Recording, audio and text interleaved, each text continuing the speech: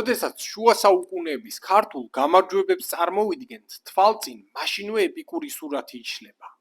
მოელვარე ჯავშანი, სისხლით შეღებილი ფოლადი და უშიშარი მეომრები შეძახილები. ჩვენ გვჯერა, რომ ომის ბედი ბრძოლის ველზე წყდებოდა. მაგრამ რა მოხდება, თუ გეტყვით, რომ ეს მხარე ომის მხოლოდ ნახევარია? პირველ დარტყმამდე, პირველ ისრამდე და პირველი სისხლის დაღვრამდე დიდი ხნით ადრე ომის ბედი უკვე გადაწყვეტილი იყო. არსებობდა მეორე ფრონტი, უხილავი, ჩრდილოვანი არმია, რომლის იარაღიც არა მახვილი, არამედ ინფორმაცია იყო. ადამიანები, რომლებიც მტრის საიდუმლო ბანაკებში უხმაუროდ დადიოდნენ, კითხულობდნენ სულთნების ფარულ წერილებს და იცოდნენ იმპერიების ყოველი ნაბიჯი. როგორ იგებდა დავით აღმაშენებელი მტრის გეგმებს ომის დაწყებამდე კვირებით ადრე? ვინ იყვნენ შუა საუკუნეების ქართველი ჯაშუშები და რა აკრძალულ მეთოდებს იყენებდნენ ისინი? დღეს არხი ქრონოსი გადაგიშლით ქართული დაზვერვისა და შპიონაჟის ყველაზე გასაიდუმლოებულ არქივს. მოემზადეთ. ჩვენ შევდივართ ჩრდილების სამყაროში. ქართულ ისტორიულ წყაროებში ამ ადამიანებს მსტოვრებს უწოდებდნენ. სიტყვა სტოვრა უძველეს ქართულში თვალთვალს, ჩასაფრებას, ზვერვასა და ფარულ მეთვალყურეობას ნიშნავდა.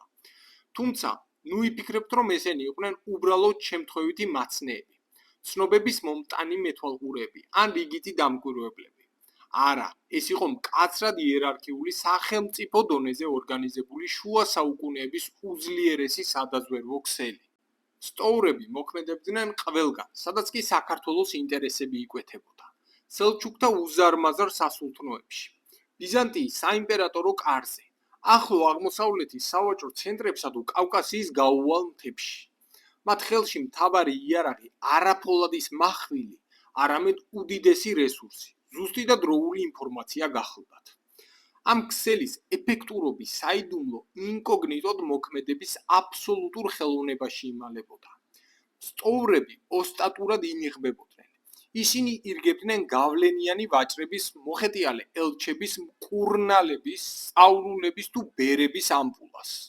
აღმოსავლეთის მასშტაბურ სავაჭრო ქარავნებთან ერთად გადაადგილებისას ისინი უხმაუროდ აგროვებდნენ კრიტიკულად მნიშვნელოვან მონაცემებს. რამდენ კაცი თვლიდა მტრის არმია? როგორი იყო მათი საბრძოლო განწყობა? სად ინახებოდა სურსათისა და იარაღის მარაგები? რომელ შიდა დაპირისპირებებს ჰქონდა ადგილი სარდლობაში?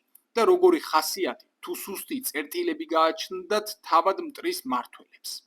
სტოვრობა მოითხოვდა უმაღლეს ინტელექტს, უცხოენების სრულყოფილ ფლობას, ადგილობრივი წეს-ჩვეულებების ცოდნასა და ფსიქოლოგიურ მდგომარეობას.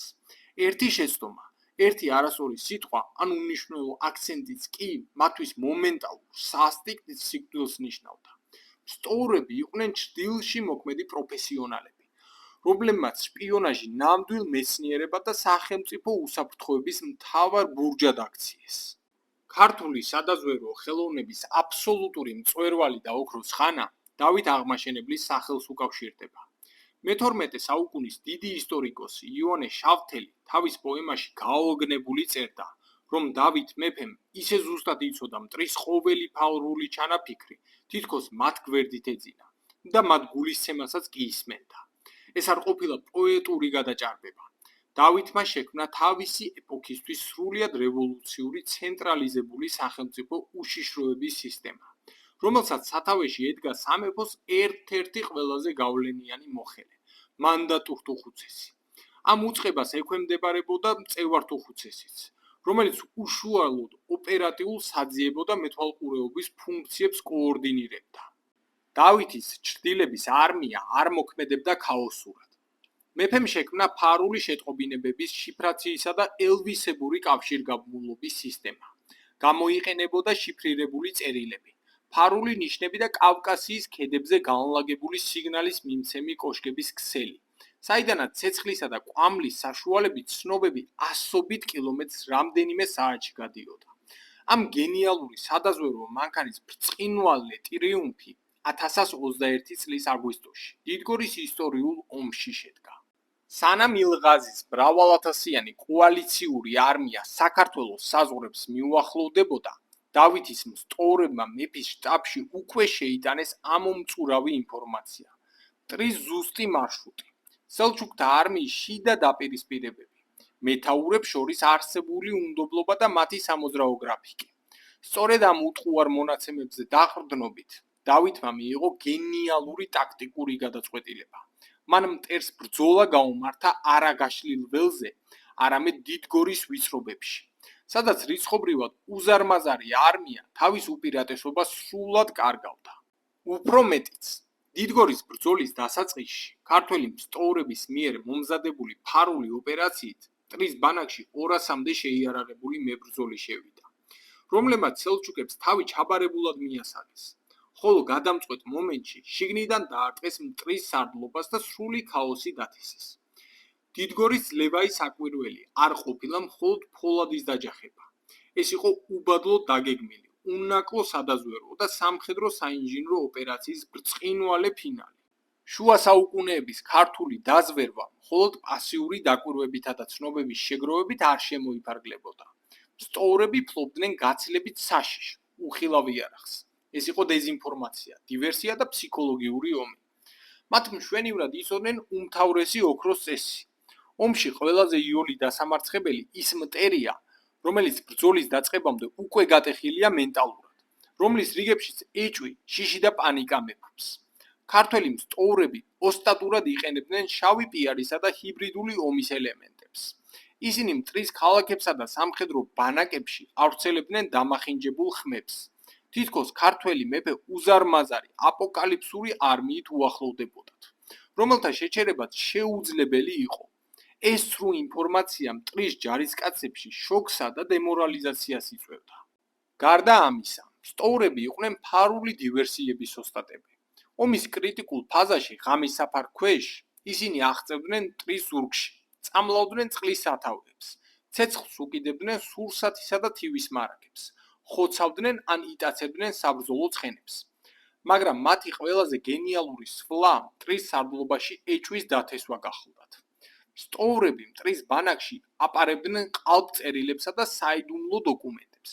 თითქოს სულთნის უახლოესი ვეზირები თუ გენერლები ქართველებთან ფარულ გარიგებაში იყვნენ და ღალატს გეგმავდნენ.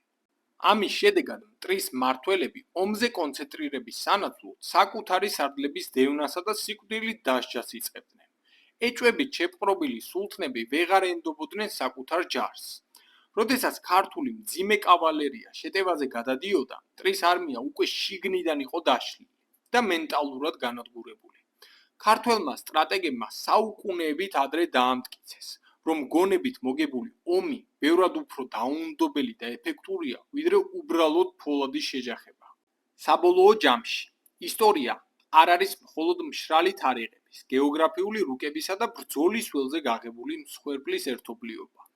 ისტორია ეს არის გონების, ცივი გათვლების და საინფორმაციო უპირატესობების ფარული სამყარო.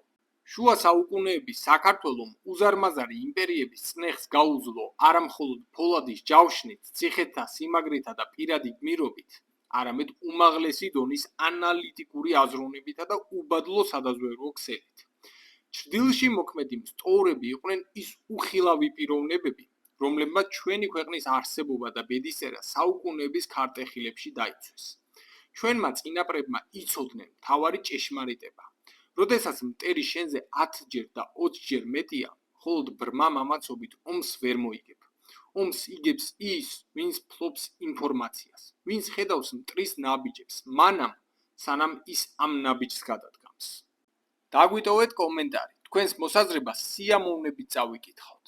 არ დაგავიწყდეთ ამ ვიდეოს მოწონება, არხის გამოწერა და ზარის ღილაკის გააქტიურება, რათა არ გამოტოვოთ ჩვენი შემდეგი გამოშვებები.